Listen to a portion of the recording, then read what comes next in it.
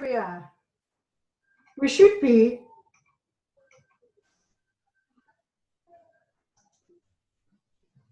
Are we organised? Excellent. Social media is a wonderful thing, but guess what? It wasn't there when many of us started network marketing. And the great thing about network marketing is you talk to people. Nowadays, of course, time has moved on and things have changed. Of course they have. However, we can still talk to people, and I think it's quite important to remember that there are loads of opportunities for us out there. So the first thing I would suggest is that we reactivate our weekly activity and results tracker if we don't already have it. If you're striving for a target, and I know both Louise and Jeff have set their targets in place for Premier, so the tracker is an excellent way of keeping a note of what you've done and what you haven't done. Now, this is a very old tracker, but just as relevant today as it was when we first used it.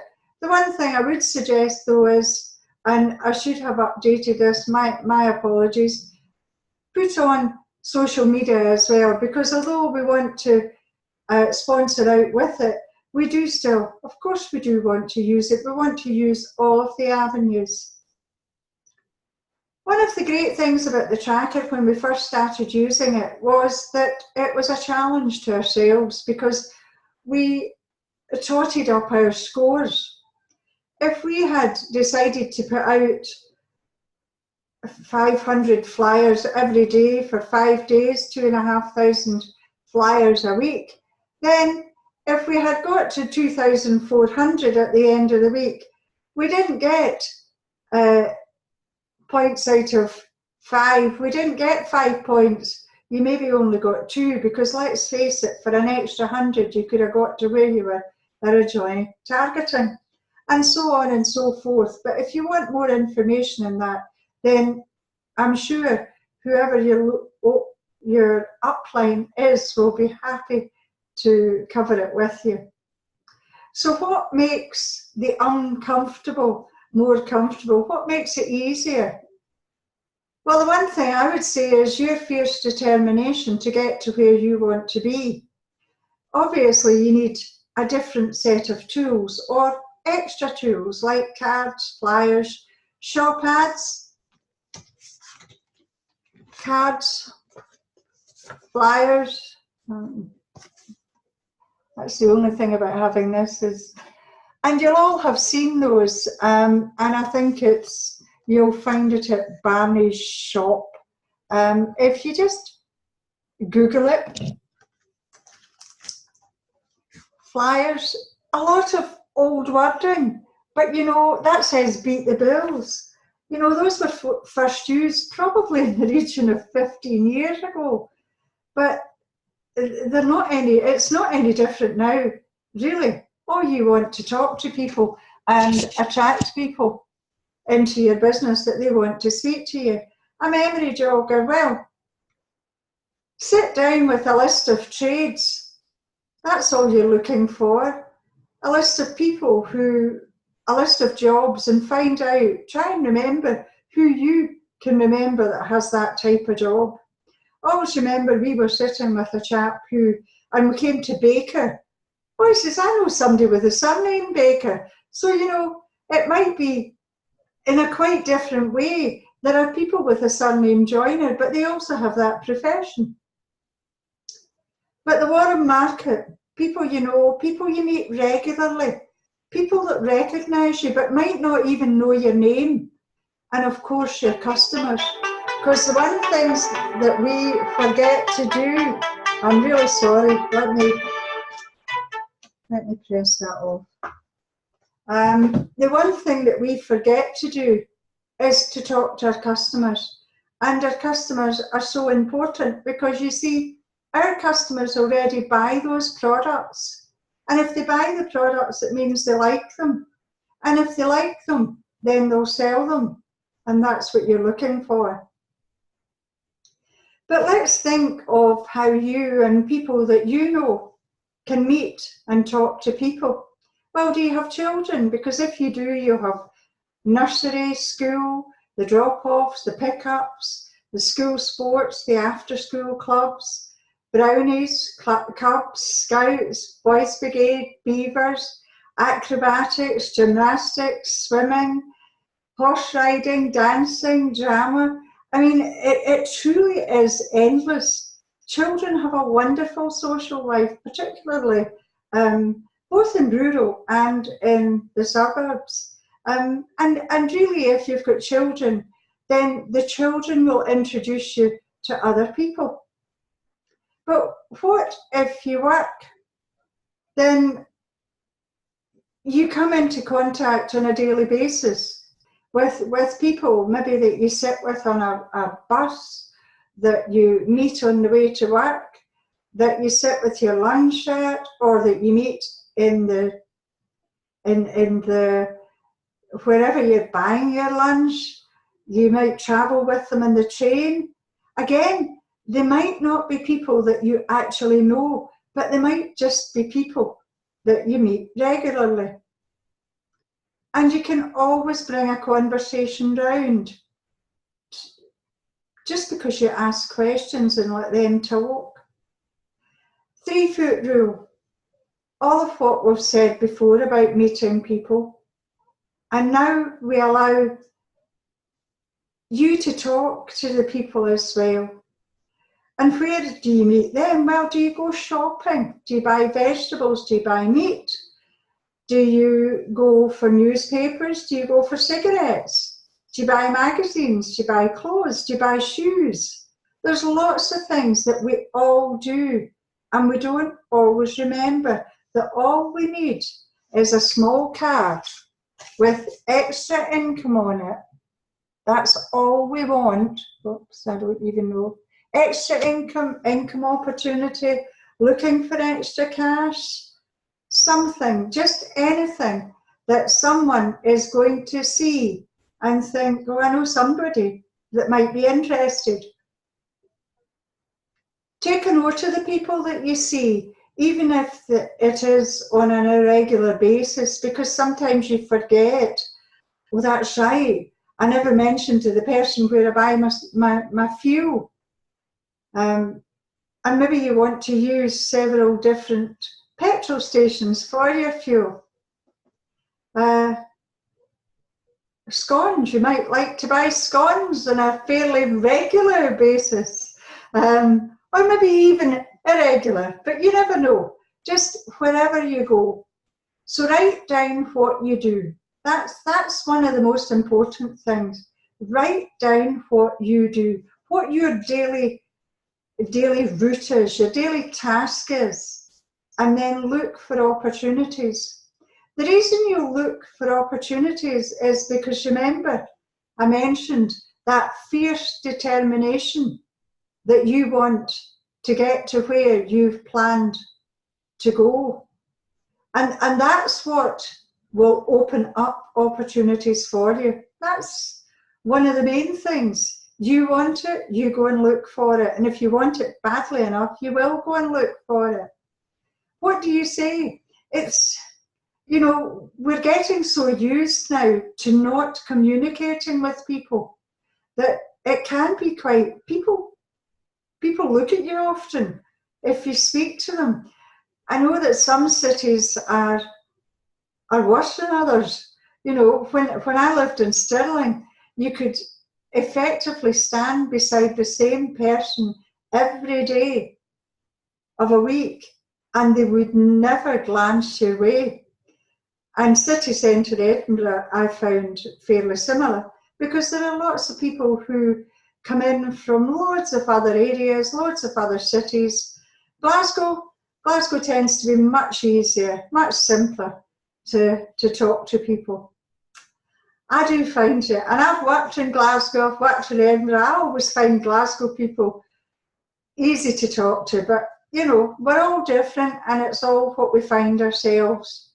But what do you say? Standing in a queue, isn't it a lovely day? If you don't get any response, don't keep going, you know, but, you know, isn't it a nice day?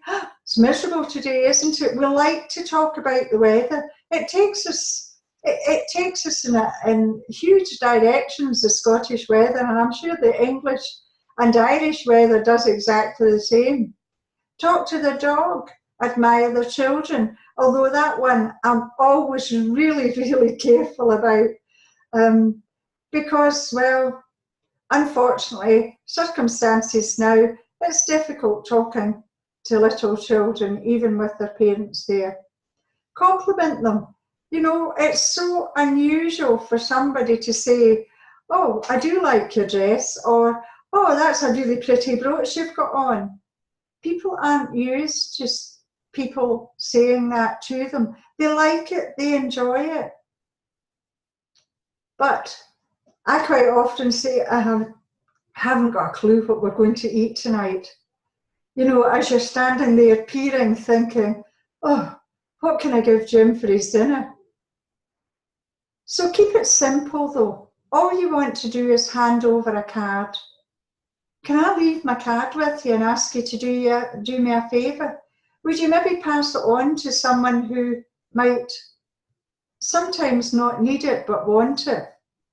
There's really no need to say any more than that, because if you do it as you're leaving or moving away, then it's a natural conclusion to a conversation. If they do ask and you do want to reply, it's nice, and keep it nice and simple. We've got a range of household products, and we work both online and offline. You know, again, keep it simple. It doesn't and isn't rocket science.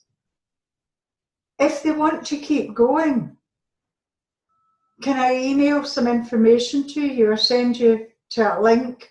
I've got a video that explains it much better than I do. And ask them to write down their email address and another card. Get them to write it on the back of a card and another card for them to keep a hold of your name and number. I've got my mobile number on my card. Some people used to ask me whether or not anyone ever abused it, and I have to say no, never. And anyway, you know, you've got a red button on your mobile. You press it. If you don't like the person who's making the call, switch it off. It's really simple.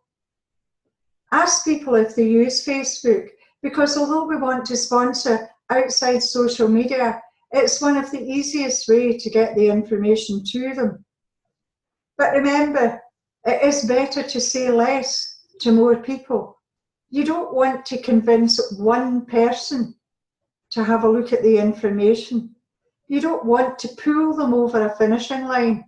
That's not what a business is about. We're not selling anyone anything. We're only showing them the information. If you have to sell to them, then you're going to have to continue to sell to them. But you can have a sign on your card, a magnetic sign. We've got one here, which I haven't put on again, I must admit. Why not? I don't know, we just haven't done it. But isn't that the case for the majority of things? We just haven't done it. But if we just don't do enough things, we'll never get to where we want to be. But when you park your car to go to a supermarket or wherever else in a car park, why don't you park it further away than you would normally do? You can walk up that line of cars and pop cards on the side of the cars. Don't put them under windscreen wipers if possible. You really don't want to be billed for any damage. Just pop them somewhere that the person will look at them. Probably the driver's door is the easiest one. You don't have to do hundreds, you just have to do it regularly. And similarly, when you're going back again, But do you ever walk along the street that's got letterboxes? Of course we do, because we put catalogues out. So why, instead of driving from one house to another, do we not walk up the street and pop our cards through the doors? When we deliver catalogues, when you're collecting them anyway, drop one into your customer's house. You know, just put one through separately, pick up the catalogue and put a card through, particularly if you're blanket dropping. Because although they might not want to buy from the catalogue, it's not that they don't like the products, it's maybe that they just can't afford it. Many people put cards in their catalogue packs as well. That can often cut down the number of people that might see it. Whereas if you put a card through the door, you never know who's going to pick it up. Hot pockets. Well, nice and simple. I've just taken this one to bits, but never mind, I'll put it back together again. Oh, 2 cards stapled together. Inside those 2 cards stapled together, and my light really does shine, doesn't it? 2 cards stapled together, it's a pocket. And then put a couple of cards inside it. Double-sided tape on the back. And pop it onto any flat surfaces. Now, if you have a target to put those out, it's amazing how many flat surfaces you can find. Remember as well, once upon a time, we used to think, people who are on foot might not want to walk and do catalogues. But people who are on foot now might not want to walk and do catalogues, but they might. And they also might want to do online. Believe it or not, one of the best retailers in our group is someone who does it on foot. And she's consistently in the top 3 retailers in our group. So you just never know. It's what some people do, and they do it well. Without a target for your hot pockets though, you might not find flat surfaces. So go back to your tracker, have a number for your hot pockets and pop down and count them up. Ask for referrals. Who do you know that might be interested in looking for some extra cash? Who do you know that might look at my information? Ask your friends. Ask them. You just don't know who will think of someone.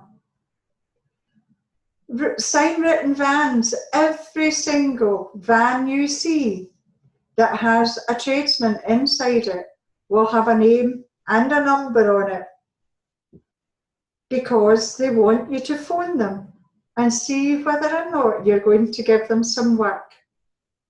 It's working for them when they're working at something else, but you can text them. That's the great thing. Hi, I noticed your number. I'm not needing a joiner just now, but I just wondered if you might be interested or know someone that would be interested in earning some extra income.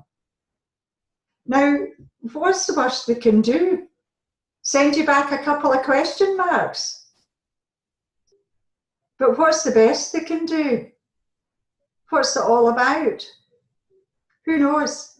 But if you don't ask, you'll never find out. Other people's ads. Gumtree is quite a favourite because people look for things on there. Or maybe people who are selling things. Maybe not quite so much online, but certainly newspapers. You'll be able to recognise if you use various selling sites who are online sellers. But online sellers might be interested in selling in having another range of products to their bow as well. You just don't know. And if you don't ask, again, you'll never find out. Be enthusiastic, even if you've had 10 no's. Always remember, the more no's you collect, the closer you'll be to someone joining your business. And, you know, it's only a no, not now. if you've got them on social media and in your selling group or on your archives in your messenger, you've got to note those people. So in 3-4 months, send them a wee message. Be your own autoresponder. Send them a message asking them. Remember, do you remember you contacted me a few months ago? You were interested in getting information on how you could earn some extra income. You earned at that time. But I just wondered whether or not you had any more thoughts about it. Who knows? But don't be enthusiastic. Don't hesitate. Remember why you're doing it. Get your goals up in front of you. And remember what your target was on your tracker. Read books, personal development, the basics or the 45-second presentation. It's a great book and will show you how to present the business quickly, quietly, professionally, efficiently, any of the other adjectives you want to use. And the compound effect, of course, shows you how even the smallest action, if you do it enough, it grows into a big action and is worthwhile. Recommend the books. If you've got people in your team, don't keep it a secret. Recommend the books to your team. Talk about the books to your team. Mention them. And then the ultimate goal is getting your team to talk to you about the books. That's duplication. That's network marketing. And that's what it's all about. But don't stop and start. 21 days to become a habit. 90 days to get to Premier or Bronze Premier. It depends where your starting point is. Look at your turnover, plan backwards. Use all of the rods in the pond, not just one or two, and not just the ones that you're comfortable with. Recognize what you're comfortable with, recognize what you aren't comfortable with. And how about introducing one of the things that you're not comfortable with, maybe once a week or once a fortnight, whatever you feel that you can handle. But don't make excuses, because you can't make excuses and make money. If you want to change what you've got, then you have to change as well. But go into your cupboards, have a look at how many of the products you use. There are loads of liquid products, loads of them. So how about clearing out the items that aren't Viva MK products? And let's have a look and see how many of those can be replaced.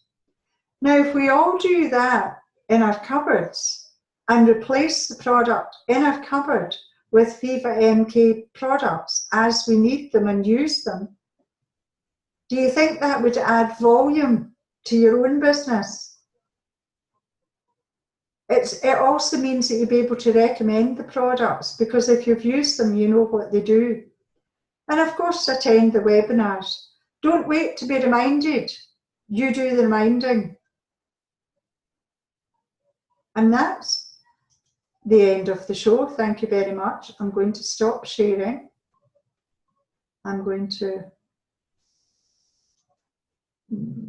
was going to unmute everyone, but all it's doing is muting me, so that's not working. So I'll just click on you. There we go. I think is everybody? Oh yeah, I heard somebody cough, so there must be. That was me coughing, but it looks as if some people